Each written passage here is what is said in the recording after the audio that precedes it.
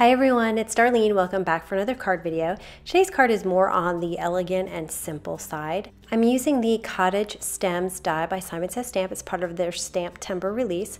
I'm also using the Avery Elle finished frames. I'm using this small one. It cuts some really pretty slits inside the frame. I'm also using this diagonal stripes background stamp by Simon Says Stamp. I'm going to die cut my flowers with some Neenah Solar White cardstock. I just bought some new acrylic plates for my Big Shot. I also have my precision base plate that I've had for some time, and supposedly it doesn't warp your plates. So what I'm going to do is I'm going to start using this base plate every time I use my Big Shot. It just replaces one of the acrylic plates, and we'll see exactly how much it does not warp your plates. So I'll report back on that. You can see that I cut two of these cottage stems out. I'm going to leave one of them white, and I'm going to color the other one with some Copic markers. I'm doing the flower in yellow. I have some Y15, it's kind of a dark yellow, and I color that closest to the center of the flower. And then I blend that out with the Y11, just a light yellow. For the center, I like to use orangey kind of colors, and so I covered the whole thing with the Y17, it's just an orangey yellow. And then I go back in with the E13, and I color the left edge and a little bit of the bottom just to give it a little bit of shadow, and then blend that back with the Y17. And then to add a little more realistic reflection, I'm going to take my Y11 and just do a little kind of dot in the upper right hand area of the flower.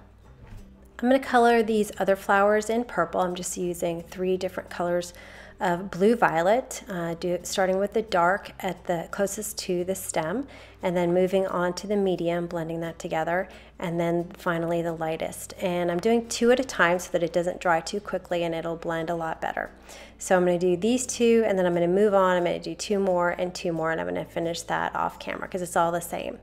The leaves and stems are pretty thin, so I'm just going to take 2 colors, G07 and G14, and I'm using the dark color right now, and I'm coloring the center, the actual stem, and a little bit up each side of the leaves, and then I'm going to finish it off with the G14, just kind of blending over the line and then coloring the rest. I tried to go with lighter colors because I'm going to be putting this on some black cardstock and I wanted it to pop out. And I'm also going to be layering this on top of the white die cut that I cut out, and that's going to make it pop even more because I'm going to have some contrast against the black. But you could use this technique with pretty much any intricate flower die or any kind of die really that you have on hand. So I'm going to move this off to the side here so you can see how pretty it looks all nice and colored in. I'm going to set that off to the side and take some black cardstock and cut out this smaller frame by Avery Elle. And I'm using some Stampin' Up! Black cardstock, it's my favorite. And then I'll put that off to the side and I'll start working on my background. I have some white Neenah Solar White cardstock, and I'm going to ink up my diagonal stamp with some Versamark ink. And I like to leave my stamp facing up when I'm using background stamps, and I'm just going to put my paper right on top of that in the center.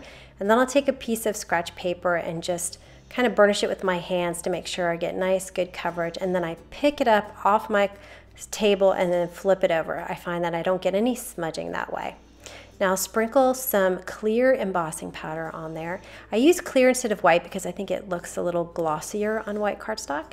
So I heat that to set it, and now it's time to add my flowers to my dark cardstock. I'm going to flip over my white die cut and cover it with my Zig 2-way glue pen. I really like this pen. I like it a little better than the Express-It marker I've been using, the glue marker, because I can see it blue and I know it's still wet. So I'm going to position this over to the left a little bit because I want to leave some room for a sentiment on the lower right hand side. So I'm going to press that down, and then I'm going to take my colored piece, the same die, and again put my Zig glue on the back. And what I'm going to do, I wish I had zoomed in a little bit more here, but I'm just going to put it on top of the white, but I'm going to move it just a tiny little bit toward 2 o'clock, if you will. And I put quite a bit of glue on here so that I would have some time to kind of move it around and wiggle it in place. You want to make sure that there's no black showing between these 2 die cuts. The lines are pretty thin, so they need to be pretty close together, but just work with it piece by piece until you get each one of them kind of the same distance apart. So here is the panel all finished. You can tell that it's got the same amount of white in all areas, and that's kind of what the goal was. This hello sentiment in Lila's heart was just the perfect font for this style of card. So I'm going to put my twine down there so I know where it's going to go. I just temporarily put it in place, and then I'm going to stamp my hello with some Versamark ink, and then I'll sprinkle it with some white embossing powder and then heat it to set it. And I always heat the back of my cardstock to help with the warping. All right, now I'm going to take this panel and I'll put some ATG tape runner on the back, and I'm going to adhere it to my white cardstock piece, which I've cut 1/8 of an inch on both sides so I can have a little bit of matte once I put it down on my card base. I put some ATG tape runner on the back here, and I'm going to wrap my beetle. This is Doodlebug beetle twine. It's my favorite black and white twine. I'm going to make my bow out of that same twine. I'm just going to tie it here with the end, and then I'll adjust my loops and cut off the ends. I'll use some ATG tape runner on the back of this panel and adhere it to a Hero Arts black note card. And I have about 1/16 of an inch mat of black all the way around the card. When I adhere my bow, I always do it with a glue dot, and I take a paper piercer and I kind of wind it up into a little ball with the paper piercer, and then I place the glue dot exactly where I want my bow to be.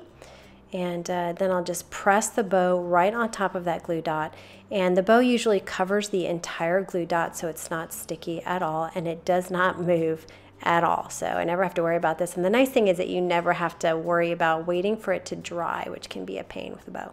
Anyway, I'm going to cut off the ends here, and that will be the end of the card for today. So I hope you enjoyed that, something a little different, and I will see you next time. Thanks for watching.